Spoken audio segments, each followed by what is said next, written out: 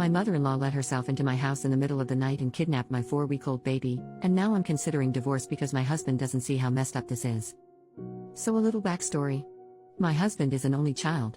His mom has always been very involved. We got along somewhat, but she always sort of crossed some lines. She has a key to our house for emergency purposes only because she lives 4 blocks away. I had our daughter 4 weeks ago. She has been over at least 3 days every week since I've had her. She's always telling me what I am doing wrong and how she'd do things so differently. Baby is up every 2 hours at night and she insists she'd sleep through the night if she could stay at grandma's. I told her I'm not comfortable sending a breastfed baby away overnight at 4 weeks. This last week she kept pushing the issue no matter how many times I said no. Last night we put the baby in her crib. We stopped room sharing because the baby was so loud I could get no sleep whatsoever, so my husband has been getting her when it's time for her to feed. Husband fell asleep early and I dozed off. I woke up 4 hours later and started to panic because she hadn't made any noise. I was sure she had died of SIDS. I went into her room and she was gone. I froze and started screaming her name around the house like she would somehow pop out, like it was all a joke.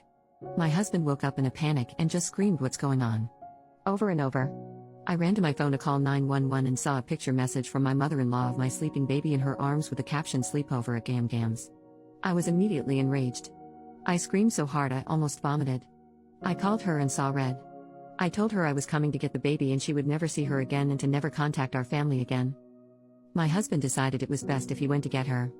When he came back he said his mother decided to let herself in and give us a break, that she was sure we'd hear the text and she thought we would be thanking her for a night's sleep. I do not give a damn. I hate her. I cannot forgive her for this.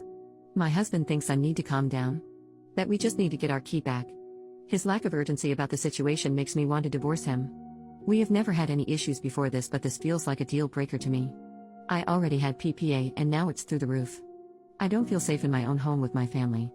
I hate my mother-in-law. I hate my husband. When I think about what happened I sob uncontrollably.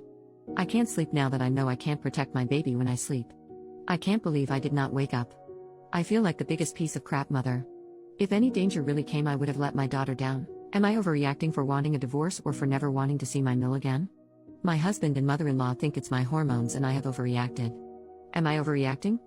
I just needed to talk about it with non-involved parties. I have no friends or family for hundreds of miles. Oh, and she also fed her formula while she had her, but that's the least of my worries. It still infuriates me because breastfeeding has been really hard for us. Edit. I just wanted to give everyone a quick update. I didn't respond, but I've read every comment and the support I got has meant so much to me. I bawled reading them because I finally felt like someone was on my side. I called my mom late last night and I got a hotel. I refused to tell my husband where I was going but told him the baby and I would be safe. My mom is disgusted about what I've been through. She's getting on a plane today to come help me. This entire experience has pushed me to the point that I need therapy, so today my first order of business is getting a therapist set up as soon as possible. I decided to go alone for a while and when I'm ready, go with my husband to see if there is a chance to move past this. Right now I still don't want to, but I also agree I'm not in the place to make life-changing decisions. Either way, I can never move back into that house. I don't know what my plan is past these next few days yet, but I'm just going to take it day by day for right now. As for my mother-in-law, I'm going to go to the police today to find out how to get a restraining order. Her and my husband keep saying but she was safe. She was never in danger. I disagree. My mother-in-law is clearly not mentally capable to care for a child. Who knows what else she would do because she feels she knows best. Thank you all so much. I can't tell you how much the support from some internet strangers has meant to me. Update, 2 weeks later, I want to thank everyone again that thought about me after my first post. This past 2 weeks have been crazy for me emotionally, but I saw the request for an update and wanted to let everyone know what was going on even though it's been generally uneventful. I got so many messages and comments with support that meant so much to me.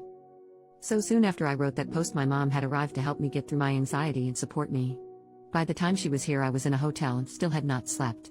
It was going way too long without sleeping and I think the deprivation of sleep was making me crazier.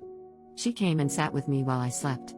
It was the most helpful thing anyone could have done for me. My husband asked to talk so I agreed to meet with him. He apologized and said he realized I was right. His mom had severely crossed a line and that it was hard for him to accept his mom did something so wrong, so in his head he was telling himself it was not that bad and that if the baby wasn't hurt then no harm was done, but he wasn't thinking about the hurt done to me and my feeling of security.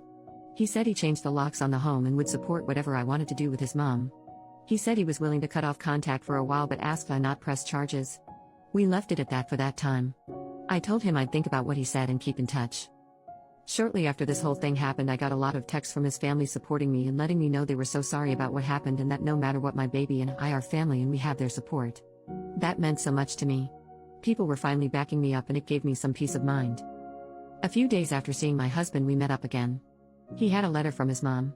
I thought about just throwing it out, but I decided to read it. It was a very long-winded apology. It basically said that she is sick about what she did. She said if someone did that to her when her husband was young, she'd want them to die. She is terrified about losing me as a daughter-in-law and her grandchild, but she is going to keep her distance. She asked me to reach out if and when I am ready. I still haven't reached out to her and I don't know if I will. I feel like her letter may be genuine, but I don't think I will ever trust her again for obvious reasons. I feel like she sees it as an easier to has forgiveness than permission sort of thing. I'm in a hard place of trying to decide how to assert my authority as a mother without alienating my child from people who love them. I don't want my forgiveness to seem like weakness, and in the end put my child in more situations like this. I've been getting help with all this in therapy, which I have started twice a week. Right now the general guidance I get from my therapist is don't make any big moves yet, divorce, moving long distances, cutting people out, etc., so I'm taking it day by day. I make sure my husband sees our child every day. We don't talk about the state of our marriage yet. I told him when I was ready we will talk.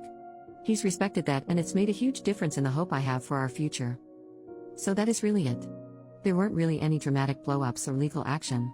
There are still a lot of unanswered questions for me, but this time has been one filled with self-discovery and support from a lot of unexpected places, and for that I'm incredibly grateful.